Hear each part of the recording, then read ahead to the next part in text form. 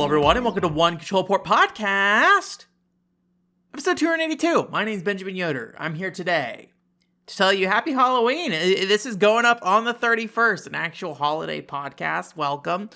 If you're watching the video version, I've got pumpkins all about and stuff. That's a fun time. But yeah, this show, though, mostly is going to be, it's going to be a different type of show, but it's not going to be very Halloween themed or anything like that. Mainly, I was looking around and, usually we have some news to talk about. I couldn't find anything worth talking about. I mean, we're getting close to the end of the year, right? And so news starts to slow down. And so, podcast becomes more about just kind of random stuff. So I'm going to be giving, at the first part of the show, talking about just personal updates, give you an update on the panel stuff, talk a little bit about what's coming up here, or at least the plans in the near future. And then also a little bit of a out of the town escapade I had briefly as well. And then after that, after the Patreon segment, we'll talk about Asphalt Urban GT, and I think we'll probably talk about Castlevania Bloodlines as well. I think that will be within reason to do that, and Halloween spirit, talk about the Castlevania Bloodlines title. That seems reasonable enough, right? So yeah. But yeah, first and foremost is that most of my week, the last week and a half, has really been dedicated to work on getting the panels done. So just as a quick reminder, if you hadn't heard, I'm doing a panel up in at KomoriCon. I believe, I'm not sure if I'm supposed to say when it is yet, honestly. It's going to be Sunday, I'll tell you that. I'll tell you that much. I'm almost certain it'll be Sunday. So I'll be doing that on Sunday at KomoriCon, and then but check the schedule and everything if when it goes up. And then also on I'll be doing a panel after that at another convention, Sin City Anime, which I did a panel with last year, where I talked about the PCFX home console. Both of the panels this year are focused on purchasing things. I only recently realized. So the KomoriCon one is just an adaptation of the buying retro games on a budget thing. Although I was really having a hard time adapting it from a video to a panel directly. So I ended up doing a little bit of more detailed and maybe a less list format kind of thing, and just kind of going by point rather than being here's my 5 things kind of thing. And I think that helped out a lot. So that's pretty much done. I've practiced it a handful of times. I think it should go well. There may be some concern about time. I've had times where I came in pretty well below the time limit, and then also had times where I went a little bit over. There is a segment that I could probably pretty easily skip though. So if I do notice I'm running low on time, I could probably just go ahead and skip that segment, where I just talk about Hunex maybe a little more in depth than I talked about in the video itself. So yeah, I'm looking forward to doing that. The second one though, for KomoriCon, or not KomoriCon, Sin City Anime, that one is still kind of in the... It's definitely... I like the first draft of the presentation, basically. Or maybe a second draft or something. I did some work after the first draft kind of thing. But I am still trying to work out the flow of how I talk about things. I'm kind of realizing that because it's very much a panel that's just hey, here's my personal experience with buying things online and what I do and things like that. I'm not really talking super authoritatively about it, right? I'm just kind of here's the things. I don't fully understand this subject, but here's the path that I've taken kind of thing, right? So I think I need to say that at the start, but I also think it makes it feel a little different, because it feels more like I'm just kind of giving, telling a little bit about my experiences, rather than sitting there and saying here's how I approach things, here's how it might help you too kind of thing. So anyways, it's coming together pretty well, I think, overall, and I think I'll have a good time doing those and everything. So, looking forward to it. The Sin City Anime one is also on a Sunday as well. I don't know if they've put out their schedule yet for that, but that will be on a Sunday. Both of them are pretty early in the morning Sunday, or at least a little bit before noon. So, at least where they're scheduled right now. But again, go check the actual schedules when they post those up, and then you'll see wherever I end up being on there. So, and once the schedule's actually up, I'll post the official time, somewhere on the platforms I usually do. I feel like that's YouTube, Twitter, and then Patreon. So, if you didn't see last week, I also put out a Doraemon video. So that's the one I did probably 3 months ago at this point, and it's just now finally coming out. It kept getting pushed off because of other more timely videos. So I was happy to finally get that put out. I really enjoyed that video. It seems like people who did watch it did seem to really enjoy it. It did kind of putter out around like 100 views or whatever, but I wasn't expecting a lot out of it. So, but I do think that kind of video is maybe the way I plan to kind of push videos in the future. Maybe. So I feel like the last 3 videos, which was Xenoblade Chronicles, maybe not so much the Chibi Robo video, honestly. I think doing research and doing proper research is a very difficult, time-consuming thing. And I think unless you have real connections, you hit a lot of dead ends a lot of times. So definitely if I ever run into anything that I think is worth talking about, I think I will. But, it's not something I can really consistently plan on. But I think the Xenoblade video and the Doraemon videos are good examples of probably what I would like to do going in the future, just in concept. But we'll see. So that one's all done. And I think that's probably going to be the last big video for the end of this year, I will say. So, I've mentioned it before, but I am taking a little bit of a break on creating kind of major content at the moment, because I want to do a lot of time just kind of rethinking how I want to handle the YouTube channels and stuff. And this week for the Patreon, I actually have a post going up that maybe goes a little bit more in detail about that. Although, if you've been listening to me and, if you're in the Discord or whatever, you'll see little bits and pieces of me talking about it here and there while I just kind of work through what I'm trying to do. But nothing's really set in stone at the moment.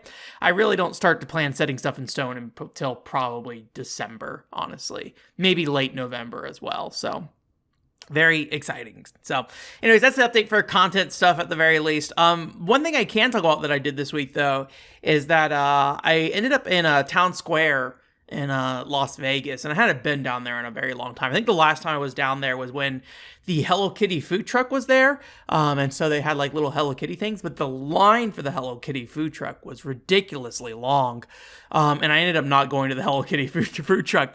I may have also been, I think there might be like a Retro City Games down there as well, if I recall correctly, and I believe I've been there once or twice before, but I prefer the location on the east side of town instead. Although town square is kind of on the east, but the further east side of town, Retro City Games. But anyways, so I was down there, and there's 2 things that jumped out at me. One, so a long time ago, I forget what year this was, GameWorks shut down.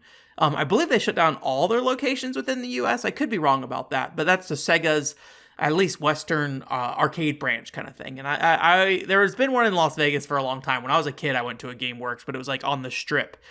This one was just in town square, and I went a couple times, but the problem I ran into at that GameWorks is that the machines were always kind of run down and not taken care of. So it felt like half the machines you put your credits in, and then something would be wrong, and you wouldn't be able to properly play the game. And so I kind of developed a bad opinion of the GameWorks, at least. And eventually they kind of shut it down, but apparently, and I'm sure this has been something that happened a long time ago at this point, because I think GameWorks shutting down was a while ago. A company called Velocity eSports came in and took over, and they acquired that location. So they still have that specific location. I went in there. I didn't actually play anything. I just kind of went in to take a look at what was going on. And it mostly looked like the stuff that was already there, honestly. Like, it didn't, nothing jumped out at me as like something new, fresh, or interesting. So I don't think I would ever go there. Maybe, I don't know if they had it before, but the esports aspect of this, right?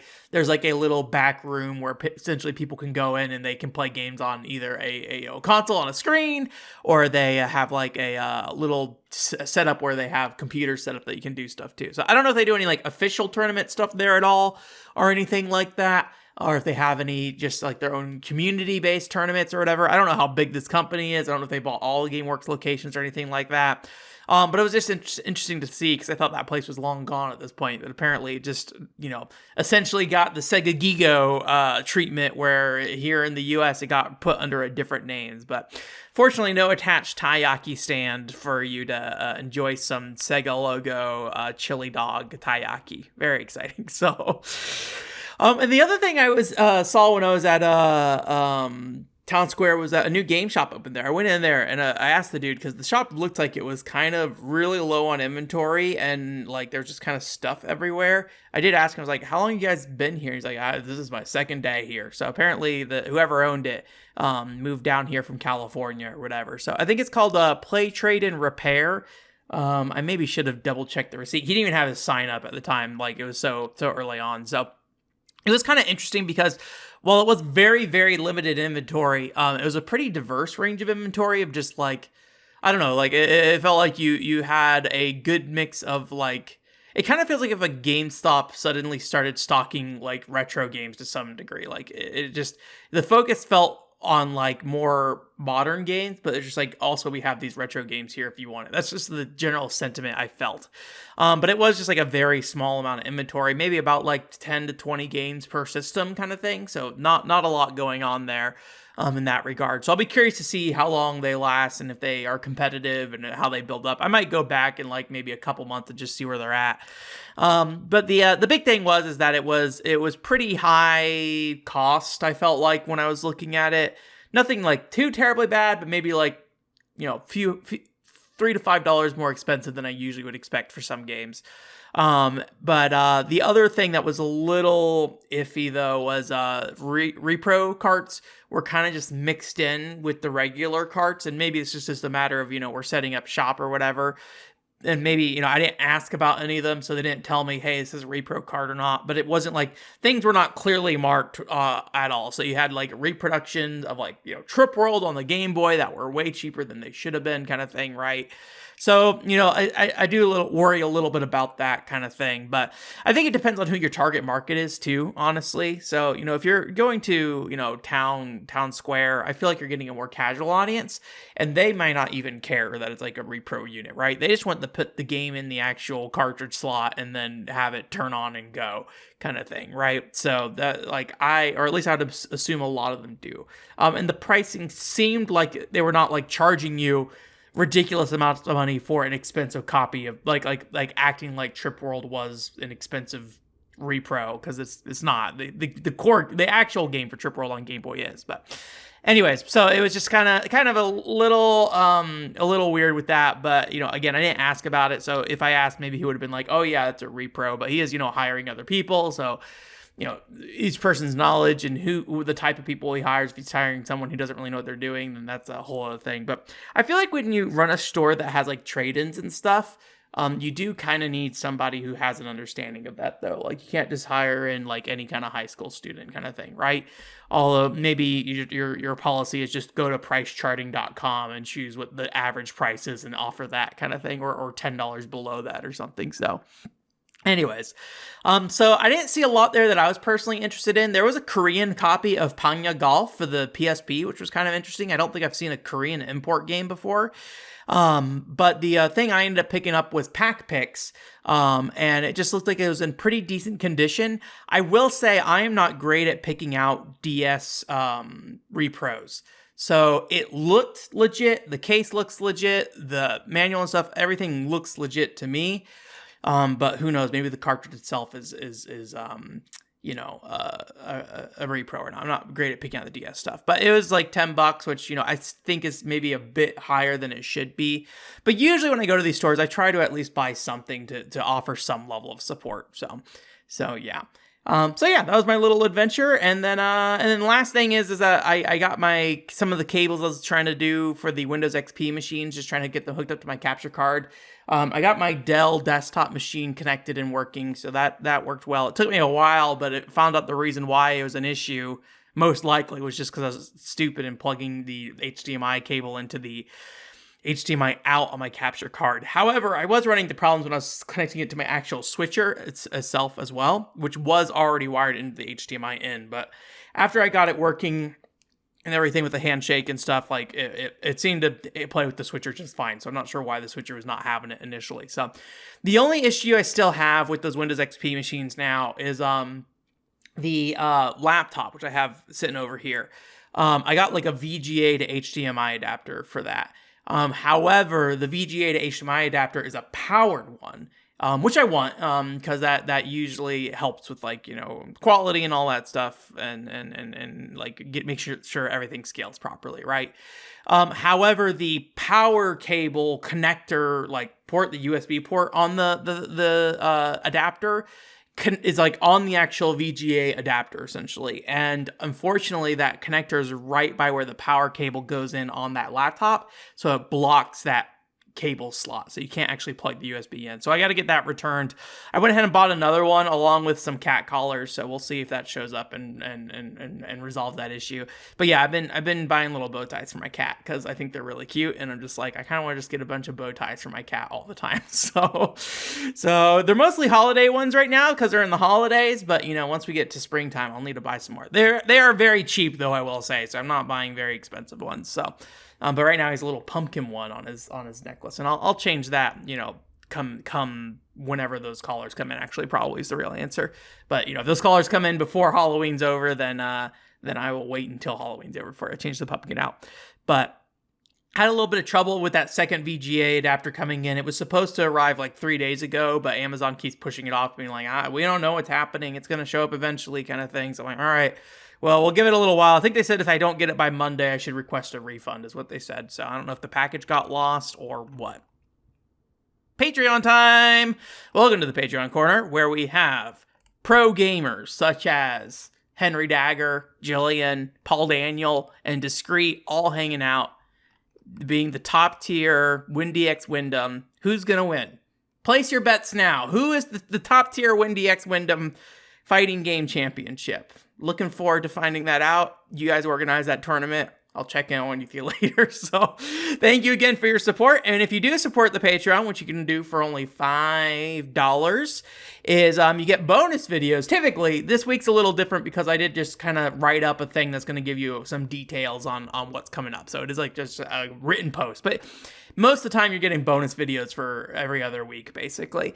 So this week is that written post that's going to give you some information about what's coming up here, or my thoughts on what I'm doing going forward. But the week after, the next Patreon thing after that is the Caminazo Part 4, I think is what Caminazo video that is.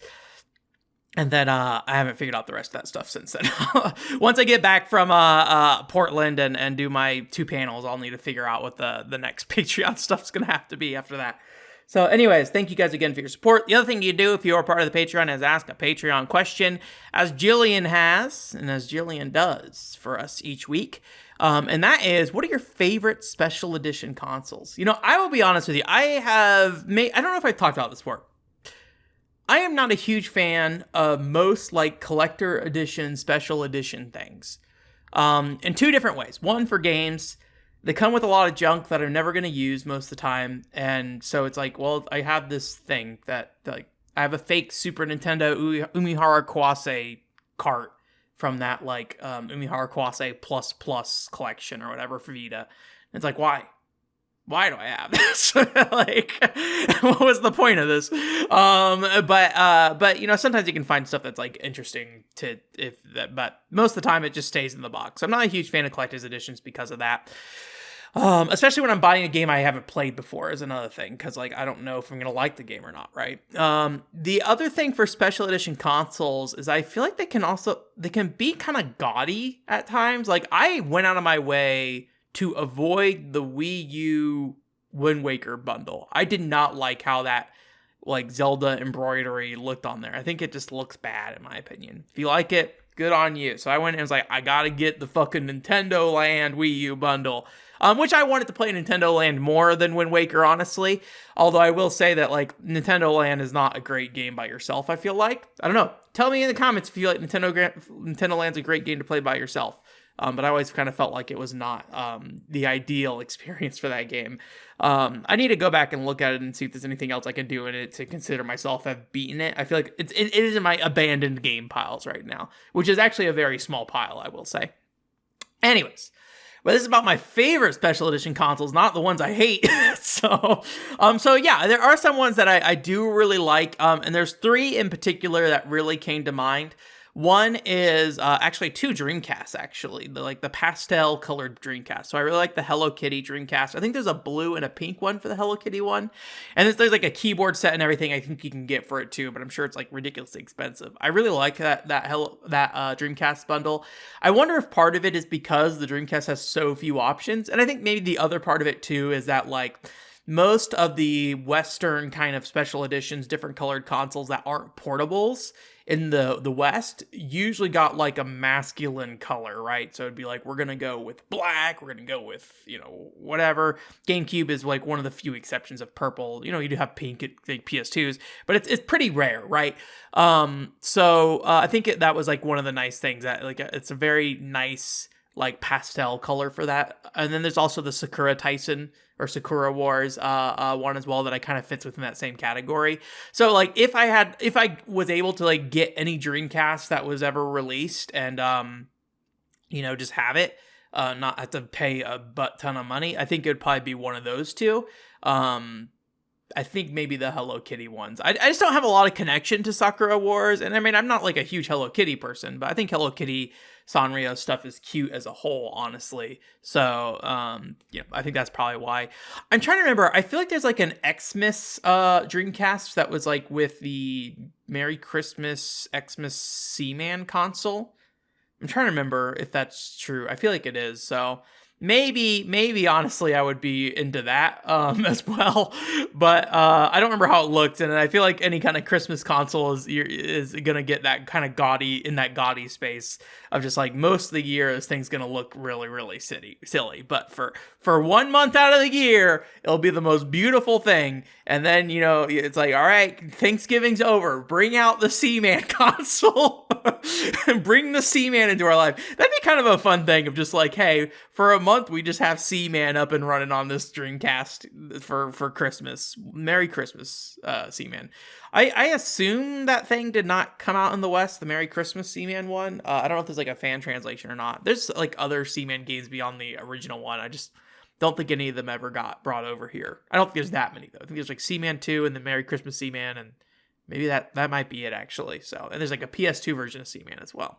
So, the other one I do want to talk about though is I really like the Char GameCube one. So Char is a character from the Gundam series, and he's existed in different forms like Zex Marquise and things like that. But Char from the original Gundam series, I am a big fan of the original Gundam series. I liked Gundam 1979 or whatever it's called, right?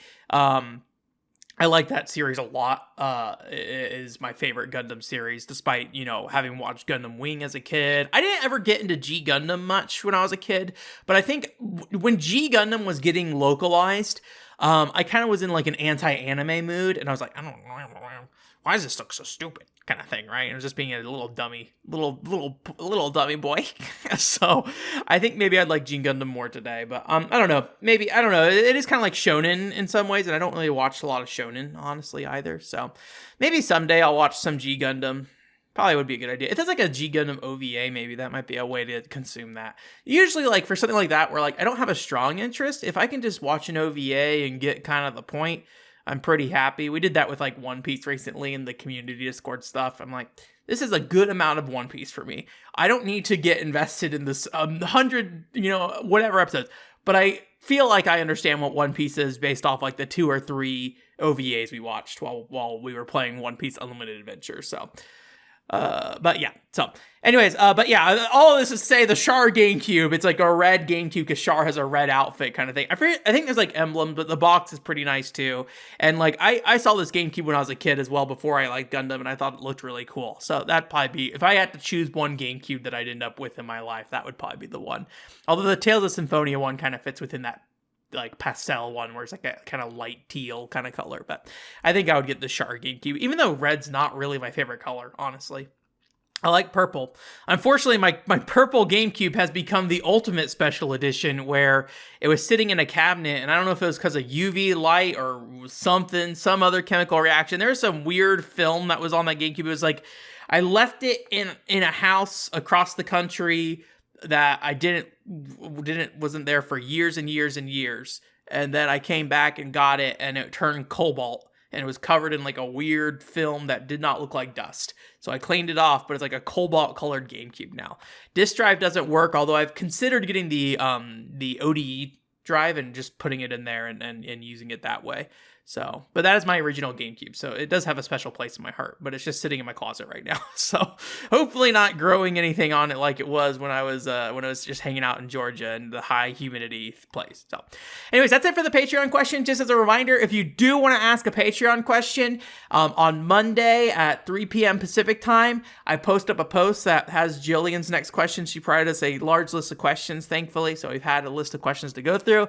But if you have a question you want to ask and you get it to me before Friday at the end of the week, I will likely ask it. Even if you get it later than Friday, I will probably answer the next week kind of thing. So just post your question in the comment and I'll go ahead and respond to it for Patreon people. So anyways, Patreon corner over and done. Welcome back. Welcome back to the real show. We got to talk about a video game that I was playing while I was mostly traveling. So it was like on that camping trip as well as when I went up to Oregon. Then I came back and kind of wrapped it up once I got here because I was getting pretty close to the end. And that game is Asphalt Urban GT. This is a Nintendo DS launch title, which I really didn't have a lot of faith it'd be a great game. If you don't know Asphalt, the Asphalt series or Asphalt Urban series maybe, it is a series developed by Gameloft. And Gameloft historically, I don't know what they're doing today, honestly. I haven't looked into it much, but historically, we're kind of known for kind of cheap mobile rip-off titles of other games often. So, and they weren't necessarily bad often. Like, I think there's like a Final Fantasy clone on tablet and things like that people liked. But this game in particular was a N-Gage title that got ported to Nintendo DS. And I think there might have been some history before the N-Gage as well, but the N-Gage seems to be the most representative of the version that ended up on the Nintendo DS. And this game launched alongside the DS, but it also came out like a month before Ridge Racer DS came out, which I did a video about before as well. But either way, I didn't really expect much. But when I put it in, I was really, really surprised because it's just a really smooth arcade-style racer. It controls really well, it looks great, and I think it's just like a really impressive title for when it came out early on the DS, especially when you line it up against something like that Ridge Racer game I mentioned earlier, which the DS version of that game is kind of weird. So anyway, so in being an arcade racer, it is kind of generic where it's just kind of, straightforward racer, but you have nitro boost, right? And so you go through like an arcade mode, you have like a time trial mode, like a cop mode where you can like basically kind of like keep cars in front of you within like a radar space and it like basically arrests them or whatever. But really the big focus of this game is a mode called Evolution Mode. And the Evolution Mode is essentially a career mode. And I'll be honest with you, I have not played career modes in other more sim style racing games like a Gran Turismo or even like a Need for Speed. It's not really realistic, but I think Need for Speed games have had like career modes as well. So this is really my kind of first exposure to that, but in saying that, I realize probably not a unique thing to this video game. But the idea is with the Evolution Mode is you have different tournaments and you buy, sell, and upgrade cars, and the different cards you get and the different types of cards you get will let you enter different tournaments. And when you finish that tournament, you get money. You can then use that money to buy a new car, but cars are usually really expensive. So usually I end up finding myself selling a lot of cars to kind of get myself to the next tournament. But then you can upgrade the car to make them better. But if you sell them, it seems like all those upgrades are kind of lost and you don't really get a lot of money in return for them as well.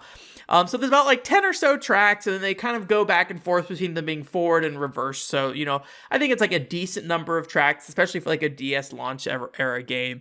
But the kind of the big thing about this title is that each of these cars that you play feel immensely different to control. Like it's not so much that the Hummer is like, I feel like when I think about like kart race or something like that, right?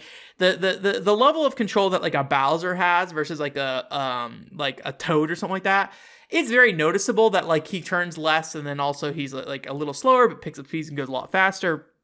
But I feel like the handling of like a Hummer versus like a sports car in this game is almost entirely different. Like the Hummer's races are these kind of slow, like methodical races, almost like, like a slow steel diver kind of thing or some kind of like controlling like a giant mech in some way where you turn, you have to like kind of predict these turns where you can really wrap around a corner and things like that. And obviously like upgrading your car changes how that works. But the style of racing you do with like one of those Hummers is incredibly different from the style of racing that you do with like a sports car. And I think that that range of differences, while, you know, it's not always that big of a difference, I think that is really important because it does keep the races feeling fresh. And as you're buying and selling all these cars, each car has its own unique movement. So even though you're playing through essentially the same tracks over and over again, how you approach those tracks feels very different depending on the type of car you're driving, in my opinion on that. There is some weird stuff with it though, where like certain things lack collision. So when you're driving down the road, there'll be like lampposts in the road and things like that. But if you drive into the lamppost, like nothing will happen. You just kind of drive right through it. But I didn't think it was like a huge deal. It just was like kind of one of those weird things, especially since a large portion of this game is focused on you breaking items in the environment to get more nitro boost. So I mentioned earlier you can boost, but how you get your nitro is a couple different ways. One, it kind of very, very, very slowly, naturally builds up as you're just driving. You can also interact with other cars on the road. So if you get really close to another car, you get like a boost to your nitro. If you dodge a car or even hit a car at high speed, you'll like spin out on it and like you'll lose some speed, but you'll get like a full bar of nitro kind of thing.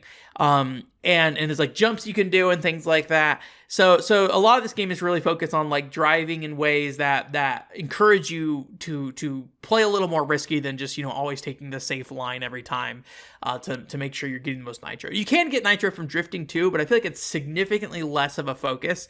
Like you get it, but it's like maybe like a double up of like the slow nitro boost you already would have gotten. So it's not like a reliable way to keep a high level of nitro, which I do like. Even though drifting is important for turns, it's not the focus for speed boost. Like that's kind of the problem with like Mario Kart games, I feel like, is that drifting becomes an immense focus because of the speed boost. Where this game, drifting is more about how it helps you go around the corner and less about, you know, this is the fastest way to go around because you're going to immediately like shoot out of this turn with a ton of speed or something like that, which I really enjoyed. And so it just kind of encourages you to kind of like try different things while you're racing a little bit, but breaking the things in the environment are definitely kind of the easiest way because there's just like a stack of boxes, you drive through it, you break them, and then you get some speed boost or nitro filled up. You get like 5 nitros in total that you can have. So what's kind of interesting though is that while the enemies themselves, they won't like hit those boxes or anything like that. If you hit those boxes or any destructible items in the environment that give you that nitro, they are gone from the race, the entire race essentially. So you have kind of this limited resource of nitro boost sometimes, and you can only hold up to 5 nitro at once. So there's kind of this like a little bit of planning sometimes where you're like, okay, I really want to have boost available at the end of the race, you know, on my 3rd lap. So you might go out of your way to avoid these boxes for every single lap for the first 2 laps, just so you have something available that's easy to get and will let you really start, you know, just like jetting towards the end of the race kind of thing. So I like that there's like a little bit of strategy in there as well. So I think it's just like a good mix of a lot of like considerations while you're racing that are like slight considerations that aren't like individually they aren't huge deals, but overall they make you kind of think a little bit more when you're racing through the game with that. The other aspect of this game that I actually think is pretty cool is there's like a traffic aspect to it. And so traffic is obviously a part of a lot of racing games. I'm not saying that's not, you know, this is a unique thing here. But what I liked about the traffic in this game is how it behaved. And I actually did do a little bit of like looking at some other reviews a little bit because I was kind of curious how people felt, because I thought this was like a great game. Like I'd probably get this game, you know, a high 8 on the Nintendo DS if I were going to give it like a traditional score. But I think the Metacritic sits around like a high 6 or something like that. So again, I haven't played a lot of these style of games before, so maybe it's just, you know, the honeymoon phase of playing one of these for the first time or something like that, right? But the traffic is really interesting because you know, you have the left side of the road that all the cars are coming at you, the right side where they're going away from you kind of thing. And some races have like more or less traffic, and the higher difficulty gets, kind of the denser the traffic gets. But one aspect that was kind of neat is like when cars would get in accidents, they would just like stop. Or at least that's what I understand is happening. So basically if you or AI racers drive into these cars and hit them, they'll kind of stop in their tracks. They might, be on their at an angle horizontally. So you can end up in these situations where, like, if a bunch of cars were hit at one point of the track, they're all just kind of stuck there and they just stay there the rest of the race.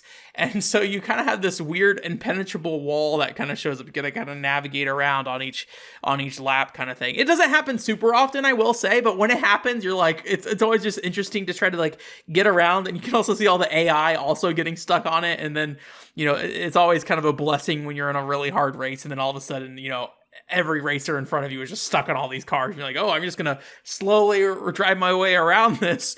So I liked that the aspect of the traffic was a lot more disruptive than I feel like other racing games, and it felt fair, I think, is the big thing. Like, the traffic didn't feel like something that was in the way of only you as the player. The AI seemed to often get caught up on it as well.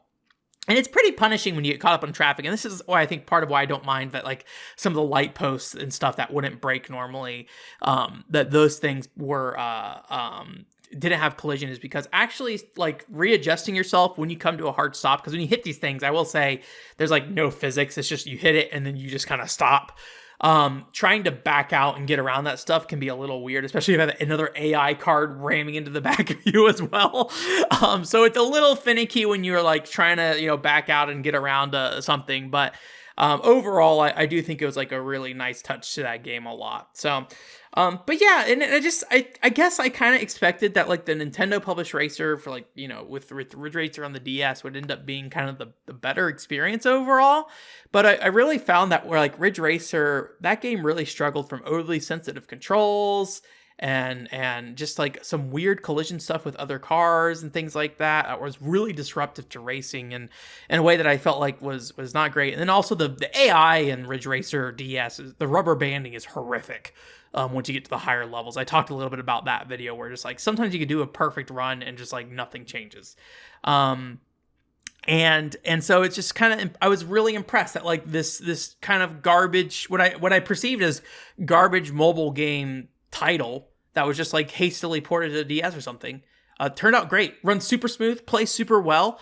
And I think, overall, I mean, is it the most inspiring game ever? Probably not. It is probably mostly like most other arcade racing games, but it just like works really well. And I think it's a great looking DS game as well. I think it looks better than Ridge Racer, although I think Asphalt, coming it from the N gauge maybe, is probably part of the reason why, plays a lot more with player perspective, where they don't render out 3D, like full 3D environments. They usually have a very limited scope of a 3D environment in front of you. And then there's like these like 2D backdrops that kind of make it seem like there's an additional 3D environment. This is pretty standard stuff for the most part, but how they handle it in this game, I think, is particularly well done. And so, like, I actually watched somebody play it on emulator, and when you boost the resolution, you can kind of really tell, how far away these like 2D sprites are from you, and like you can see when you come around corners the big gaps in between them and stuff like that. But when you're playing on like the original DS resolution, I think it's really good at covering that stuff up. And Ridge Racer overall looks good too, I'd say. But this game just looks a lot more flashy. So maybe I'm biased because there's a Las Vegas track. I do like that the Las Vegas track has like 4 Luxors in it.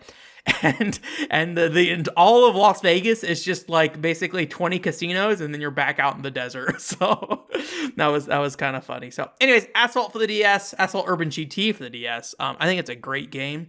And I personally think I would recommend it to anyone who is looking at like the DS launch lineup. It's definitely not a game to just like scoff off and be like, oh, Gameloft made a bad racing game or something like that. I haven't played any other Asphalt games other than I played Asphalt 9 a while ago.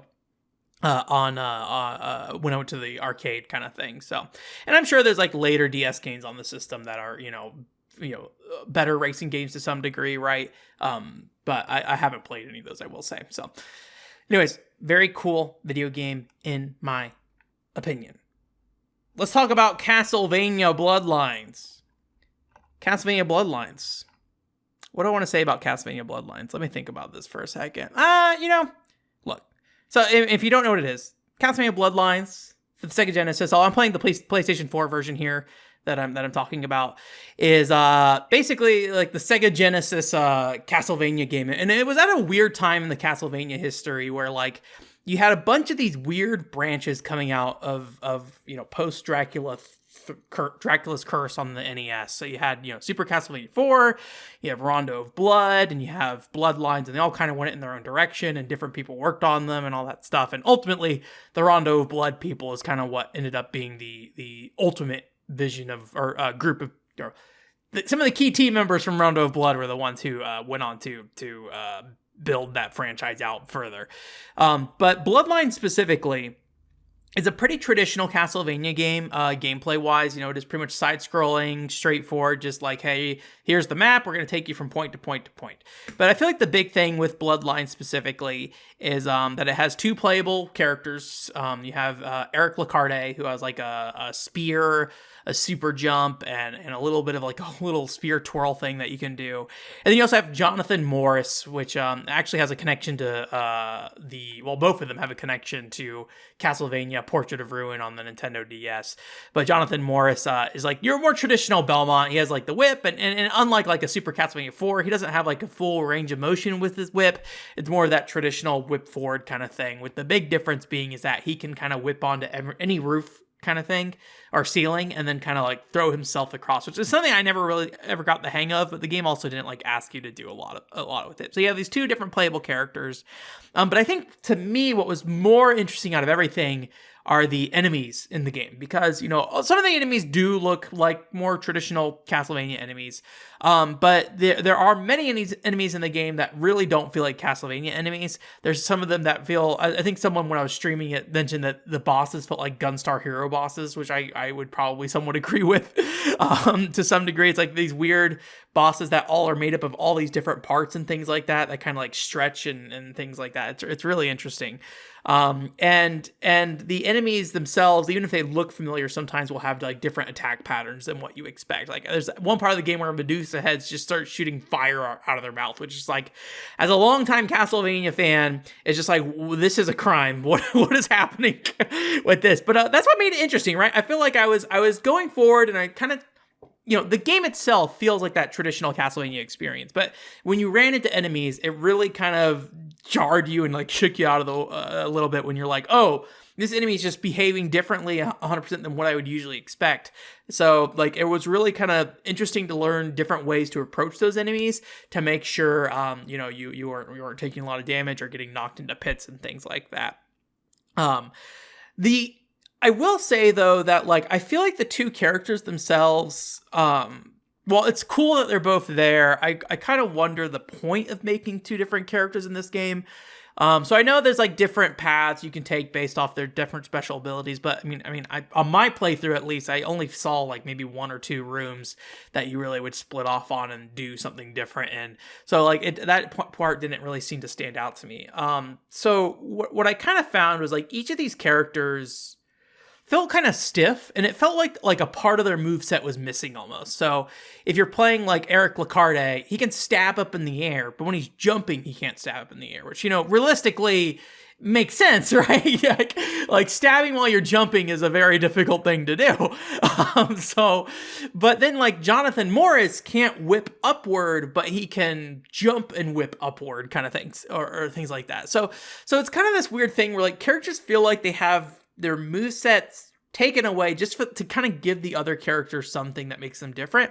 And part of me really feels like that maybe it would have been better if they only stuck with one character and then gave that one character the ability to do the super jump, or the ability to do the whipping, swinging or whatever, and the ability to attack in all 4 directions. Now, there are differences with them in terms like, how they attack and things like that. Like, the spear, gets a little further out. And then I think the harder, like the higher level spear you get, like, I think it kind of stabs, and then like there's like an end to it that like splits open, and that does more damage, I believe. So there's definitely unique things with them, but I kind of feel like it feels a little forced to have these 2 separate characters.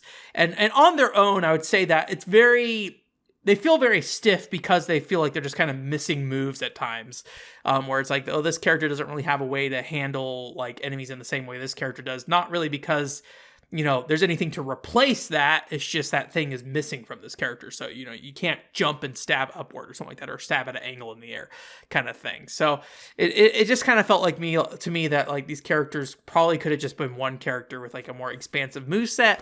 And, probably even together, I think would have been more balanced than say like a Super Castlevania 4. Like part of the problem with Super Castlevania 4, if you don't know the lore, it's been a long time since I've talked about Super Castlevania 4. I'm not a fan of Super Castlevania 4. I think there's interesting things about it. But it is a game that I think makes you way too overpowered.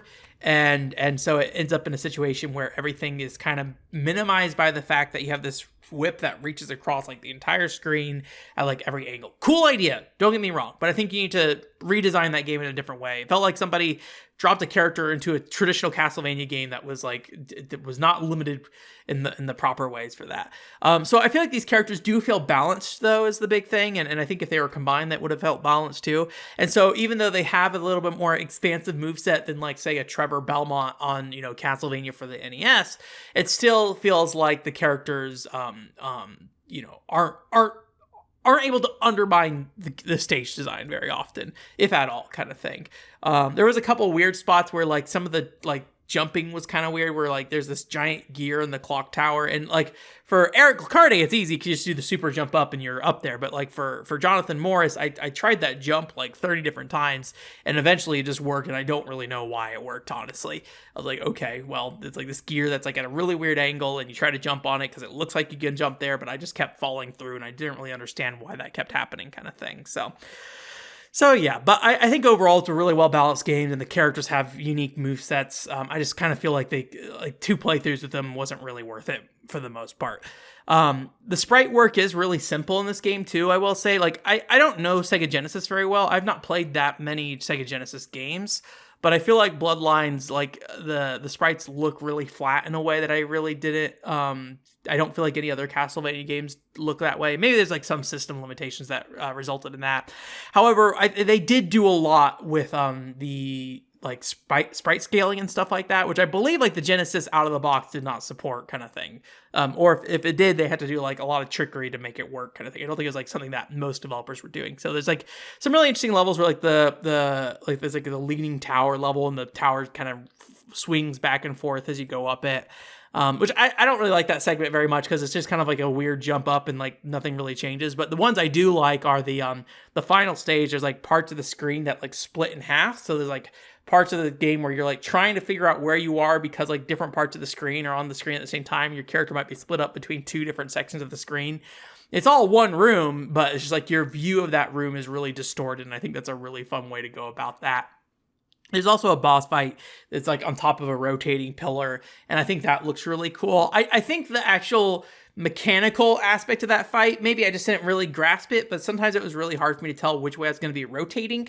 So that was maybe the one hard thing about that fight, but I appreciated the attempt there. So those two aspects of the game I did end up really enjoying. A lot of like just weird sprite scaling with the bosses and stuff. And like I mentioned, there's like kind of Gunstar Heroes where like bosses are made up of multiple sprites at times that are like floating around and things like that. And some of the most unique boss fights in general, like Death's boss fight is kind of neat because it's like a bunch of cards and you basically, in a very Gunstar Heroes kind of way, sit there and like select the card that you want to battle with. So it's like a boss rush, but you like select the individual cards and kind of thing. So I ended up playing through it with save state, so I can't really comment too much on the difficulty. What I generally try to do when I play games with save states is I try not to save like a bunch through a level and be like, I'm going to put a little, little spear point down kind of thing that's like, okay, this is where I'm going to restart from because I just got through that hard section. I do that occasionally depending on how much patience I lose, especially on like a stream, right, where I'm just like, I just want to keep going so we can keep the stream moving. But I usually like to set like a save state at like a point that I know is like a checkpoint in the game. And so I usually use it as like a unlimited lives kind of thing is my goal at least. So I know some people that's like, hey, you're not playing through the game then, but I think it's worth mentioning because I do think the game was pretty hard and it has a pretty lengthy levels in general. Like each level's like distributed into 10 different parts and there's like mid bosses in between that feel like they should be like full bosses and stuff. And you're like desperately want that heal in the middle of the game. And if you run out of continues, as far as I'm aware, you go back to the start. You do have a password system though. So, if you want to keep a password down of like your last known decent condition, it'd be good to hold on to that. I will say I couldn't figure out the Castlevania collection on PS4 had like larger save state support. I just was using the quick save feature. So I was just trying to play it safe and just kind of save where things made sense without, without abusing it too much kind of thing. So anyways, but I thought it was a really interesting game.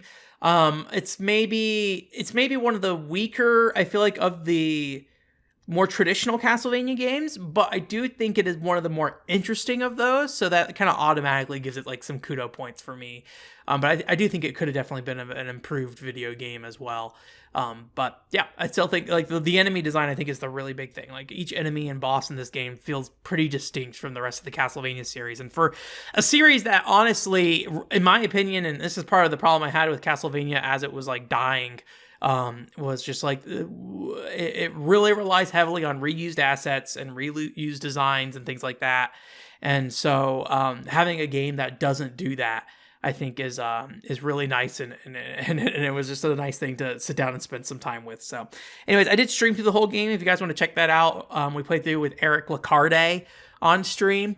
However, I just played it offline using Jonathan Morris myself. I was going to go through and maybe do like a little bit more of a strict, like not as save statey run, but when I sat down and started playing it, I was like, I don't think I care enough about like what Jonathan Morris's moveset is in this game to care. Like, it felt like I was just kind of doing it just to say that I was beating Jonathan Morris's thing, which I think is part of why I'm like, maybe it should have just been one character kind of thing. So I ended up just kind of more or less doing what I did on stream, but just like save stating. And then if I got to a part that was particularly troublesome and I just was like, I'm done with this, maybe being a little more generous to the save states than usual. So anyways, that's it for this week though. Thanks for coming. OneControlPort.com is the website. Like I said, I think the news is going to slow down here in the near future, so I might try to play some smaller games, and so I can kind of keep giving you guys some updates on that stuff. But once sometime soon here, I think it's next weekend. Let me see. So this next weekend, I'm good for another normal podcast. The week after that, the 10th of November. I will be out, so I'll be recording another early podcast, so I'll try to figure out how we're going to do that. That's going to be just like a traditional episode, but just like the content cut off earlier in the week, or if that's going to be like a replacement episode where we do like a ranking or something like that, maybe I can consider something like that. So part of me wants to do like a Zelda ranking, but my problem with Zelda rankings, I think, is that I feel very, I guess I would say even about most of the games. Like a lot of the games I feel are similar level quality wise, and I just feel like they do different things. But it might be interesting to try to figure that out and try to actually rank those and see if I, in reality, sitting down and like numbering things and getting a letter or putting a letter on things would be kind of fun. So yeah, but anyways, so if you haven't watched it, go check out that Doraemon video. Otherwise, for the stream this week, we're gonna be playing Nappletail, hopefully finishing that up, and so we'll do the casual review if people are there when we talk about Nappletail. And then after that, I think the stream is gonna be kind of a little more relaxed as we kind of prepare for, I think, a shift of direction in general for the channel, but I think streams are gonna be a part of that too. And maybe we'll take something where we're a little more flexible in what we're doing. Maybe don't have entire streams dedicated to like one video game all the time kind of thing, right? So we'll figure that out though. But for now, at the very least, plan is to wrap up Nappletail this upcoming week, and then we'll maybe do something in between. I'll have to, because I'll be flying Thursday night on the week of the 10th. I will need to try to figure out if we're going to stream a day early. Probably stream a day early, just because I don't think there'd be anything that week that would get in the way of me doing that. Where the last time I missed my stream, it was because family was in town and it just wasn't working out where I would have time to sit down and come home and stream for a long period of time, especially since I had to record the podcast still. So anyways, thank you guys so much for your time this week. OneControlPort.com is the website. Be sure to check us out on your favorite podcast platforms if that's what you prefer. We're also on YouTube if you want to go check that out. It's on the playlist on the One Control Port YouTube channel if you want to check that out. And then, yeah, I'll give you guys an update here, as we go into the end of the year. And hopefully I can present you guys with what things will be. The vision of the future. Ben's vision of a future One Control Port utopian, I guess. I don't know.